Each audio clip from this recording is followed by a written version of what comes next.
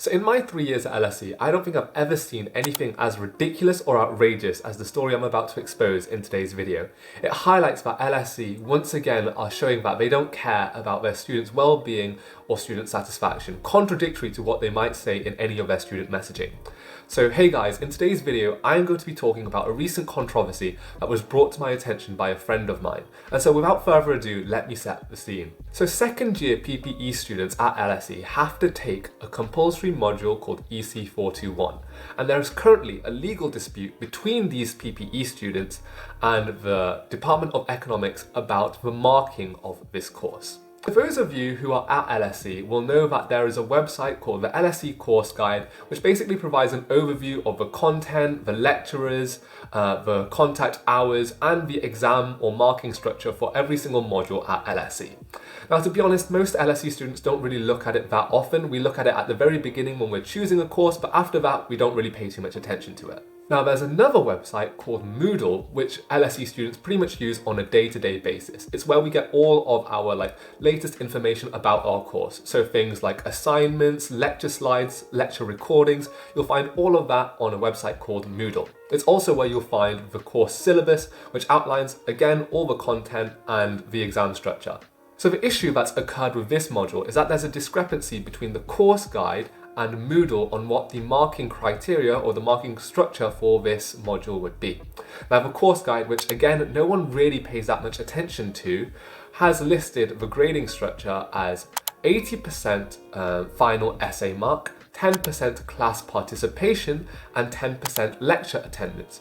Whereas Moodle, the website that most students use, has listed it as 60% final essay, 20% class participation, and 20% class attendance. Now notice that these two marking criteria are wildly different, with the second set of criteria that you find on Moodle arguably being a lot easier for students to fulfill.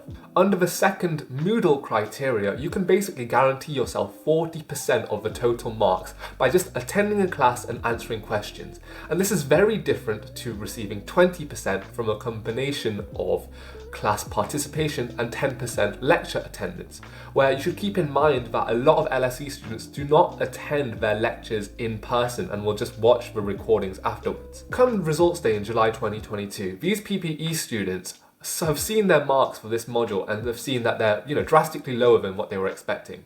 And so upon asking their professor for why their marks were so low, they were horrified to find out that the professor had in fact used the 80-10-10 structure, i.e. the course guide structure, rather than the 60-20-21 that was set out on Moodle. This was pointed out by the PPE students to the department, and initially LSE refused to even budge away from this 80-10-10 structure, saying that it was required to adhere to the marking criteria set out in the course guide. So they tried to make up for the lecture attendance point by giving people 5% even if they didn't attend a single lecture, and the full 10% if they attended more than 8 of the 10 available lectures in person live. So you might be thinking, 5% for free for doing nothing, that's a pretty good deal. But think about the student who'd attended all of their classes, who should be entitled to 20%, who's only now receiving 5% because they didn't attend any of their lectures live. They've now basically had their mark dropped by a whole 15%. So after further correspondence with the department offered an alternative marking criteria, which was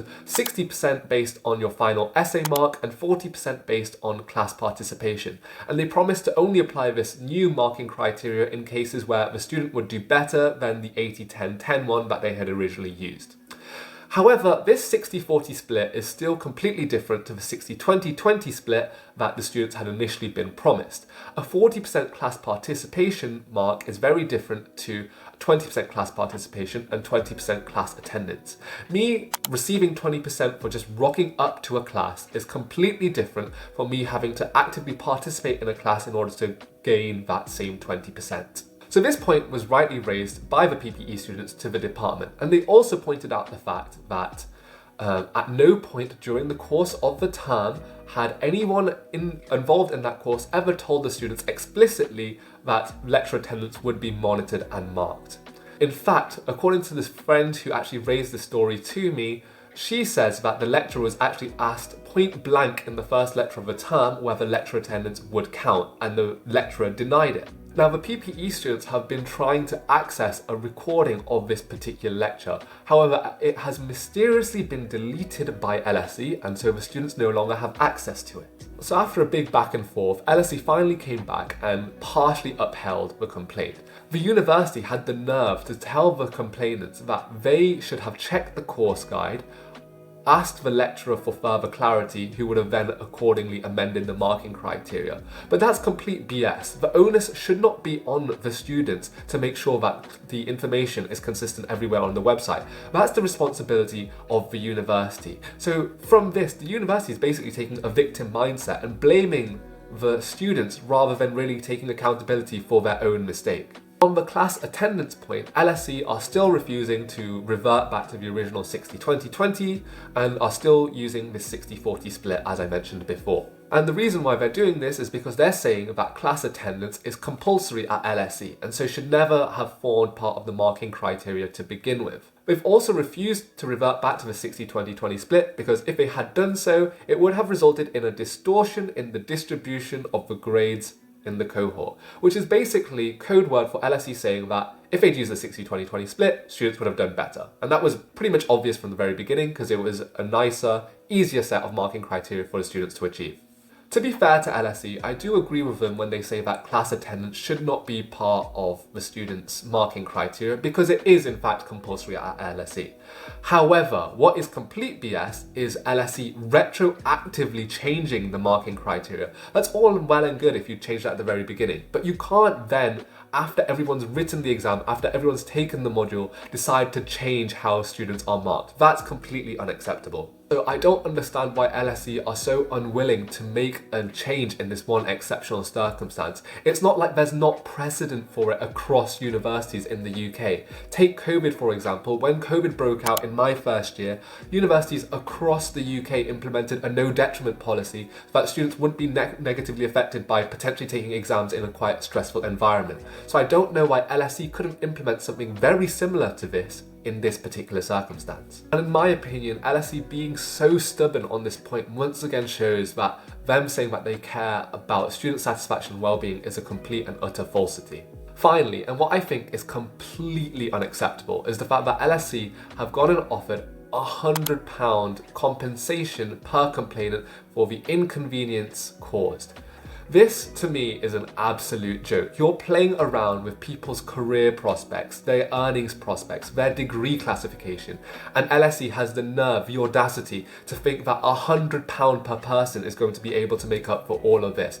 It shows how much value or worth they place on their students, and again, I think is completely disgraceful. Now, the PPE students who are involved in this complaint have been given 2 weeks to accept or reject this offer or to come up with a counter proposal, but honestly, it doesn't look like LSE are really going to change their stance or view unless these PPE students manage to get a hold of this lecture recording that has mysteriously disappeared.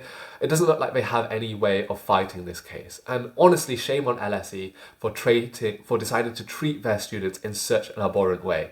Alright guys, on that sorry note, that brings me to the conclusion of this video. If you did enjoy it, perhaps consider checking out my full review of LSE right here. Thanks guys, and see you soon.